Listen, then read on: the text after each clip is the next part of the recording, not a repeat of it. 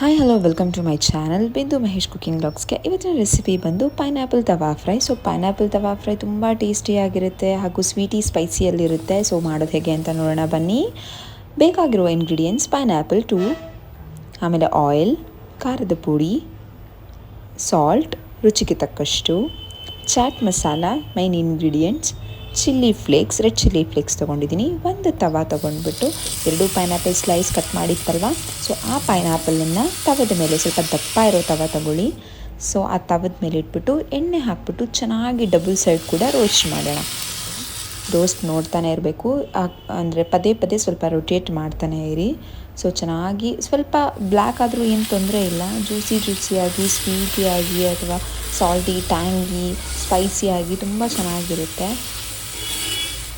ಚೆನ್ನಾಗಿ ಎರಡೂ ಕಡೆಯೂ ಚೆನ್ನಾಗಿ ಫ್ರೈ ಆಗ್ತೇನೆ ಅಂತ ನೋಡಿಕೊಂಡು ಈಗ ನಾವು ನೋಡಿ ಚಿಲ್ಲಿ ಹಾಕ್ತಾಯಿದ್ದೀನಿ. ಚಿಲ್ಲಿ ಪೌಡರ್ ಎರಡೂ ಕಡೆಯೂ ಚಿಲ್ಲಿ ಪೌಡರ್ ಹಾಕ್ತಾಯಿದ್ದೀನಿ. ಸೊ ಎರಡಕ್ಕೂ ಚಿಲ್ಲಿ ಪೌಡರ್ ಮತ್ತು ಸಾಲ್ಟ್ ಹಾಕ್ತಾಯಿದ್ದೀನಿ. ಸಾಲ್ಟ್ ಹಾಕಿದ ನಂತರ ಮತ್ತೆ ಚೆನ್ನಾಗಿ ಸ್ವಲ್ಪ ನೋಡಿ ಮತ್ತು ರಿವರ್ಸ್ನ ಉಲ್ಟಾ ಹಾಕಬೇಕು.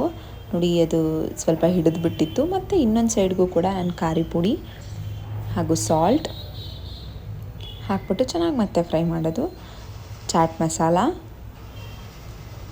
ಮಸಾಲ ಹಾಕ್ಬಿಟ್ಟು ಮತ್ತೆ ಇನ್ನೊಂದು ಸರಿ ರೊಟೇಟ್ ಮಾಡಿಬಿಟ್ಟು ಅದಕ್ಕೂ ಚಾಟ್ ಮಸಾಲ, ಖಾರ ಪುಡಿ, ಸಾಲ್ಟ್ ಹಾಕ್ಬಿಟ್ಟು ಚೆನ್ನಾಗಿ ಫ್ರೈ ಮಾಡ್ಕೊಳ್ಳೋದು. ಅಂದರೆ ಅದಾದಮೇಲೆ ಚಿಲ್ಲಿ ಫ್ಲೇಕ್ಸ್ನ ಹಾಕ್ತಾಯಿದ್ದೀನಿ. ಸೊ ಚಿಲ್ಲಿ ಫ್ಲೇಕ್ಸ್ ಹಾಕಿ, ಯಾಕಂದರೆ ಸ್ಪೈಸಿ ಖಾರ ಪುಡಿ ಇಲ್ಲ ಅಂದರೂ ಆ ಚಿಲ್ಲಿ ಫ್ಲೇಕ್ಸ್ ಸ್ಪೈಸಿನೆಸ್ ಇರುತ್ತೆ. ಒಂದು ಪ್ಲೇಟಿಗೆ ಸೊ 2 ರೋಸ್ಟ್ ಆಗಿರುವಂತಹ, ಅಂದರೆ ಪೈನಾಪಲ್ ತವಾ ಫ್ರೈ ಇತ್ತಲ್ವ, ಚೆನ್ನಾಗಿ ಫ್ರೈ ಆಗಿರುವಂತಹ ತವದ ಮೇಲೆ ಫ್ರೈ ಆಗಿರುವಂತಹ ಪೈನಾಪಲನ್ನು ನಾನು ಅದಕ್ಕೆ ಹಾಕ್ಕೊಳ್ತಾ ಇದ್ದೀನಿ.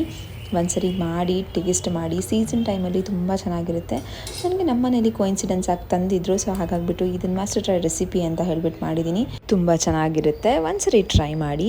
Thank you for watching my videos ಇಷ್ಟ ಆದರೆ ಲೈಕ್ ಮಾಡಿ, ಶೇರ್ ಮಾಡಿ, ಸಬ್ಸ್ಕ್ರೈಬ್